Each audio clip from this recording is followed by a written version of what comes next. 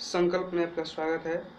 मैं हूं अविनाश और आपके लिए आज खास तौर पर क्लास 10th के केमिस्ट्री क्लास के लिए हमने चैप्टर 4 कार्बन एवं उसके यौगिक, इसको इंग्लिश में हम कार्बन एंड इट्स कंपाउंड्स के नाम से जानते हैं। आज इसके हम फर्स्ट पार्ट में बेसिक नॉलेज, क्या होता है कार्बन, क्या होते हैं हाइड्रोजन, वे कैसे कैसे गुण रखते हैं, इन सब बातों पर गौर फरमाएंगे। और अगले बढ़ते बढ़ते हम इस पूरे चैप्टर को नेक्स्ट वीडियो में देखते चलेंगे।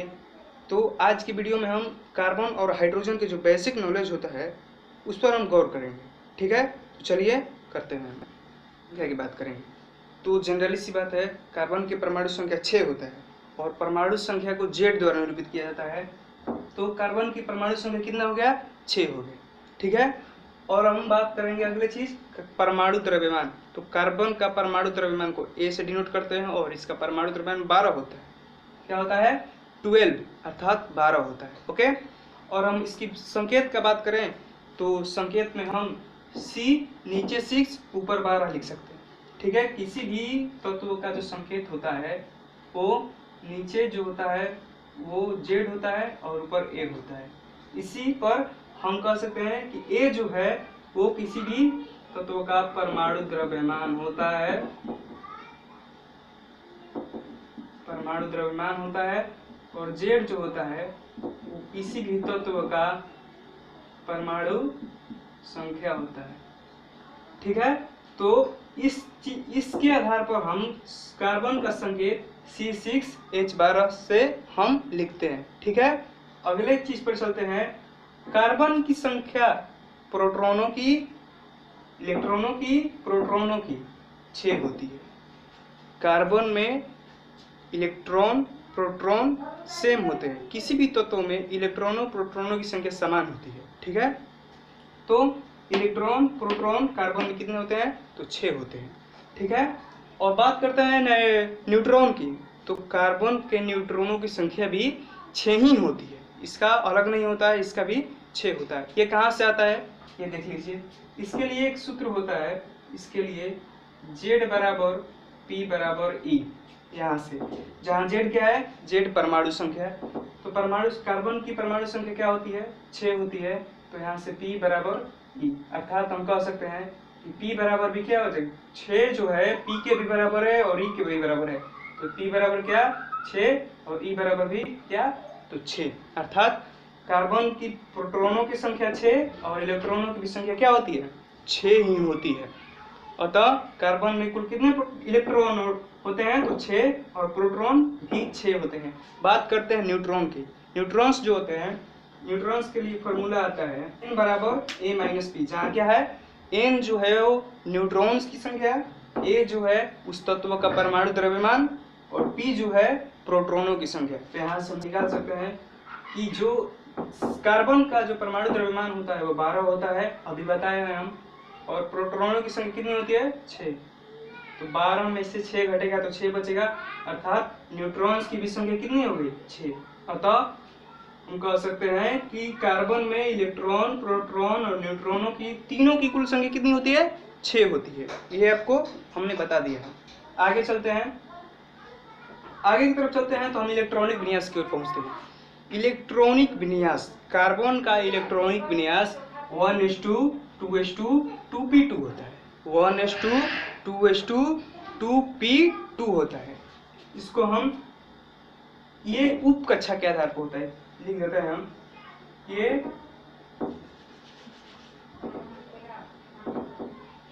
उप कक्षा के आधार पर होता है। और ये जो होता है इसका, ये भी इलेक्ट्रॉनिक विन्यास है जो कक्षा के आधार पर होता है। किसी भी तत्व के 3 तरह से इलेक्ट्रॉनिक विन्यास लिखे जाते हैं, एक उप कक्षा के आधार पर, और एक कक्षा के आधार पर, और एक अक्रिय गैस के आधार पर। तो हम 2 तरह से आपको बता दिए। उप कक्षा के आधार पर 1s2 2s2 2p2 होता है, और कक्षा के आधार पर 2 और 4 होता है। ठीक है, इसके जो बाहरी कक्षा है, इसके जो बाहरी कक्षा है, यहाँ पर 2 कक्षाएं हैं, यहाँ पर 2 कक्षाएं हैं। देखिए कौन कौन। यहाँ पर कार्बन में 2 कक्षाएं होते हैं, एक कक्षा ये हो गया और दूसरा कक्षा ये, ठीक है। तो कार्बन के पहले कक्षा में कुल 2 इलेक्ट्रॉन्स होते हैं और कार्बन के दूसरे कक्षा में कुल 4 इलेक्ट्रॉन्स होते हैं, जो जिसको हम इस तरह से निरूपित करते हैं 2,4, ठीक है। ये बात आपको समझ में आ गई। अब बात करते हैं कार्बन की संयोजकता की। कार्बन के कितने संयोजकता होते हैं? तो आपको पता होगा कि किसी भी तत्व के बाहरी कक्षा में जितने इलेक्ट्रॉन्स होते हैं वही उस तत्व का संयोजकता होता है। अर्थात कार्बन में कितने बाहरी कक्षा में कितने इलेक्ट्रॉन्स हैं? तो 4, ये 4 ना है, ये बाहरी कक्षा है, तो 4 बाहरी कक्षा में कुल कितने इलेक्ट्रॉन? 2 और 2 कितने हो गए? टोटल 4 हो गए, जो हम यहाँ पर भी लिख दिए हैं 4, ठीक है। तो कार्बन का संयोजकता क्या हो गया? 4। जितने बाहर कक्षा में होंगे वो क्या होंगे? वो आपका कार्बन का संयोजकता होगा, ठीक है। यहाँ तक आपको समझ में आ गया होगा। अब हम बात करते हैं कार्बन के बॉन्ड्स की। कार्बन बॉन्ड कैसे बनाता है, बंधन कैसे बनाता है, जो बहुत महत्वपूर्ण है, उसको समझना बहुत इंपॉर्टेंट। जो भी इस पर बात लिखा है ये एकदम अच्छा बातें हैं और इसको आपको याद रखनी है, तभी ये चैप्टर आपको अच्छी तरह से समझ में आएगी। बात करते हैं बंधन की, देखते हैं बंधन के बारे में। आपको कार्बन के कुल 4 संयोजकताएं होती है, 4 संयोजकताएं। तो कार्बन 3 तरह का बॉन्ड बनाता है। कार्बन 3 तरह का बॉन्ड बनाता है। 2 कार्बनों के बीच एक बॉन्ड इस तरह से बनता है, ये इसको कहते हैं एकल बंधन। इसको हम एकल बंधन बोलते हैं, या इसको हम सिंगल बॉन्ड के नाम से जानते हैं। सिंगल बॉन्ड के नाम से भी जानते हैं।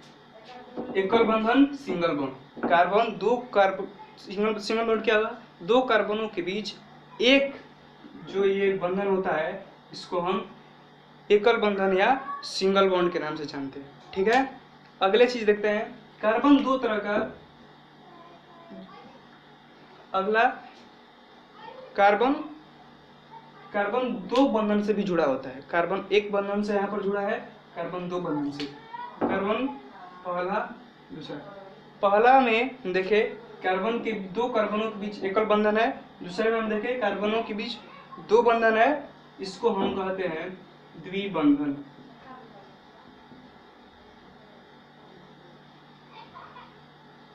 द्विबंधन, इसको बोलते हैं डबल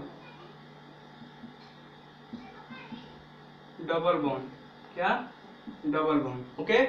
अब आते हैं तीसरे में। तो कार्बन ट्रिपल बॉन्ड भी बनाता है, कार्बन के बीच ट्रिपल बॉन्ड भी होता है, इसको हम बोलते हैं त्रिबंधन। ट्रिपल बॉन्ड,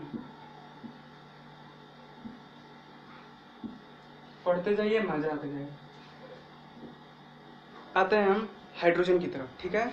तो पहले हम हाइड्रोजन की परमाणु संख्या देखते हैं।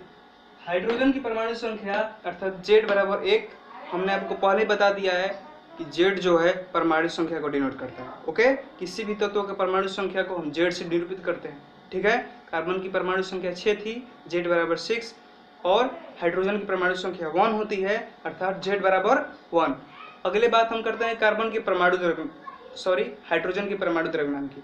हाइड्रोजन का परमाणु द्रव्यमान भी 1 ही होता है, ओके, अर्थात A बराबर 1, परमाणु द्रव्यमान A बराबर 1, परमाणु संख्या भी 1 और परमाणु द्रव्यमान भी 1। संकेत की बात करें तो मैंने बताया है कि नीचे परमाणु संख्या और ऊपर परमाणु द्रव्यमान होता है, उसके संकेत H होता है, नीचे परमाणु संख्या 1 और ऊपर परमाणु संख्या 1, परमाणु द्रव्यमान 1, ठीक है। अब हम चलते हैं इसमें इलेक्ट्रॉनों की संख्या, प्रोटॉनों की संख्या जो होती है 1 होती है। हमने बताया है कि कैसे होता है, Z बराबर P बराबर E से। देख लीजिए फिर से, Z बराबर P बराबर E होता है फॉर्मूला, जहाँ Z क्या है? परमाणु संख्या। तो इस हाइड्रोजन की परमाणु संख्या क्या होती है? 1 बराबर P बराबर E होगा, इतना तो क्लियर। 1 जो है वो P के बराबर भी है और E के बराबर भी है, अर्थात हम यहाँ से लिख सकते हैं कि P बराबर क्या होगा? 1 और E बराबर भी 1। अतः हम कह सकते हैं कि हाइड्रोजन में प्रोटॉनों की संख्या इलेक्ट्रॉनों की संख्या सेम होती है, वो 1 के बराबर होती है। ठीक है, बात करेंगे n की, न्यूट्रॉन्स की संख्या की। तो न्यूट्रॉन्स हम बताए हैं कि n बराबर फॉर्मूला होता है n बराबर a माइनस पी होता है ना, a माइनस पी। तो हम a का मान क्या, a पर 1 होता है, हाइड्रोजन का जो परमाणु द्रव्यमान होता है 1 होता है। a क्या है, a परमाणु द्रव्यमान है, किसी भी तत्व का परमाणु द्रव्यमान को हम a से निरूपित करते हैं। ठीक है, तो यहाँ पर a क्या है, हाइड्रोजन का परमाणु द्रव्यमान क्या है, 1। अब प्रोटॉनों की संख्या 1 से 1 कटेगा तो 0, 1 में से 1 घट जाएगा तो क्या बचेगा, 0। ठीक है, तो हम इलेक्ट्रॉन प्रोटॉन की संख्या 1 होती है और न्यूट्रॉन्स की संख्या 0 होती है, अर्थात हाइड्रोजन में कोई न्यूट्रॉन्स नहीं होते हैं। और इलेक्ट्रॉन्स कितने होते हैं, 1, और प्रोटॉन्स कितने होते हैं, तो 1 ही होते हैं। ठीक है, तो आपको इलेक्ट्रॉन प्रोटॉन न्यूट्रॉन के लॉजिक समझ में आ गया। इलेक्ट्रॉन प्रोटॉन सेम रहते हैं जबकि न्यूट्रॉन्स डिफरेंट होता है। ओके, आगे चलते हैं। आगे चलते चलते हम देखते हैं इलेक्ट्रॉनिक विन्यास को। तो हाइड्रोजन का इलेक्ट्रॉनिक विन्यास होता है 1s1। 1s1 ये होता है उप कक्षा के आधार पर, जबकि कक्षा के आधार पर सिर्फ 1 होता है। क्या होता है, 1। उप कक्षा के आधार पर क्या होता है, 1s1, और कक्षा के आधार पर 1 होता है होगा। बाहरी कक्षा में 1 है इसलिए संयोजकता 1 होगा। अगर बाहरी कक्षा में 2 होता तो संयोजकता 2 होती, और 3 होता तो 3 होती। बाहरी कक्षा में 4 थे कार्बन के तो उनकी संयोजकता 4 होगी। उसी तरह से जितने बाहरी कक्षा में इलेक्ट्रॉन्स होंगे उसकी संयोजकता उतनी ही होती है। समझ में आ गया, यही आपको लॉजिक याद रखना है। बात करते हैं आगे चलते हुए हाइड्रोजन के बॉन्ड की। बॉन्ड कैसे बनाएगा, तो देखिए भाई, बॉन्ड यह सिर्फ एक ही बनाता है। क्योंकि जितने संयोजकता होती है वो किसी तत्व की जितनी संयोजकताएं होती है वो उतने ही बॉन्ड बनाते हैं। ठीक है, कार्बन के 4 संयोजकताएं थी तो वो 4 बॉन्ड बनाए, और इसकी संयोजकता 1 है तो ये कितने बॉन्ड बनाएगा, सिर्फ ओनली 1 बनाएगा। ओके, 1 बॉन्ड बनाएगा। और तो हाइड्रोजन कुल कितने बॉन्ड बनाता है, 1 बॉन्ड बनाता है। देखिए कैसे, 2 हाइड्रोजन के बीच कितने बॉन्ड होंगे, 1 बॉन्ड होगा। क्या होगा, 1 बॉन्ड होगा। आगे चलकर इसके बहुत ज़्यादा काम है, इसका इस चैप्टर में बहुत ही इम्पोर्टेंट बॉन्ड जो चीज़ है इसका इस कार्बनिक यौगिक में बहुत ही इम्पोर्टेंट है। इस चैप्टर के व्यूज के लिए बहुत ही ज़्यादा इम्पोर्टेंट है। और तो कार्बन के बॉन्ड और जो हाइड्रोजन के बॉन्ड है इसको आप कभी भूलिएगा ही मत। कार्बन 4 बॉन्ड बनाता है और हाइड्रोजन 1 बॉन्ड बनाता है। तो मैंने इस वीडियो में आपको जो इस चैप्टर के व्यूज से जो इम्पोर्टेंट बातें थी, बेसिक नॉलेज था, हमने दे दिया आपको। कार्बन और हाइड्रोजन 2 बेसिक नॉलेज थे। हमने इसको बारे में आपको इसके सारे के सारे गुण तो नहीं, लेकिन इसमें से कुछ इम्पोर्टेंट गुण हमने आपको प्रोवाइड करा दिया है। ठीक है, तो यही थे आज का बेसिक नॉलेज। आगे चलेंगे, हम आगे की तरफ बढ़ते चलेंगे, इस चैप्टर के एक पॉइंट को पढ़ते चलेंगे। हम हाइड्रोकार्बन के बारे में पढ़ेंगे। क्या होता है हाइड्रोकार्बन, क्या होते हैं एल्केन श्रेणी, क्या होता है एल्काइन श्रेणी, और साथ ही साथ एल्किल समूह के बारे में बात करेंगे। साइक्लो एल्केन क्या होते हैं, एलिसाइक्लिक ग्रुप क्या होती है, इन सब के बारे में हम फुल डिटेल से बात करेंगे। और उसके अगले वीडियो में हम पढ़ेंगे IUPAC नाम लिखने के लिए बारे में हम अध्ययन करेंगे। तो आज क्या वीडियो में हमने क्या सीखा, तो आज की वीडियो में हमने कुछ कार्बनिक जो 4th चैप्टर है उसकी जो बेसिक नॉलेज थे उसके बारे में हमने बहुत अच्छी डीप नॉलेज, जो हमने बेसिक नॉलेज था वो हमने सब ले लिया है। इसी के आधार पर हम अगले चैप्टर में बहुत ज़्यादा अच्छा परफॉर्मेंस करेंगे। तो उम्मीद करते हैं आपको हमने जो बताया, जो सीखे हम लोग, वो आपको समझ में आया होगा। और आपने कोई भी चीज़ अगर आपको डाउट है तो आप कमेंट बॉक्स में हमसे शेयर कर सकते हैं, कोई दिक्कत नहीं है, आप कमेंट करिए। और हाँ, हमारे चैनल को सब्सक्राइब करें और बेल आइकन दबाना मत भूलें। वीडियो को लाइक करें, ज़्यादा से ज़्यादा शेयर करें ताकि ये जो बेसिक नॉलेज है उन सब विद्यार्थियों 10th क्लास के बच्चों के पास पहुंच सके। मैं भी 10th क्लास का स्टूडेंट हूँ, मैं भी कोई बड़ा पढ़ाई पढ़ के नहीं आया हूँ, बस एक छोटा सा प्रयास है मेरा, और आप लोगों के प्यार दुलार से ही हम आगे बढ़ सकते हैं। ठीक है, आप ही सहारा है हमारे। तो ऐसा नहीं है कि मुझे यूट्यूब पर बहुत फेमस बनना है, बस एक नॉलेज शेयर है। जो कहते भी हैं कि ज्ञान 2 होता है, तो जब उसको हम बांटते हैं तो 2 का 4 हो जाता है, और नहीं बांटते हैं तो 2 का 0 हो जाता है। बस यही मेरा प्रयास है कि मेरे जो ज्ञान, मेरे अंदर जो नॉलेज है उसको मुझे 4 करना है, 0 नहीं करना है। तो मैंने यूट्यूब पर अपना वीडियो बनाना शुरू किया है, तो आप लोगों का सपोर्ट चाहिए। ठीक है, आज का वीडियो यहीं पर समाप्त होता है। जय हिंद, जय भारत।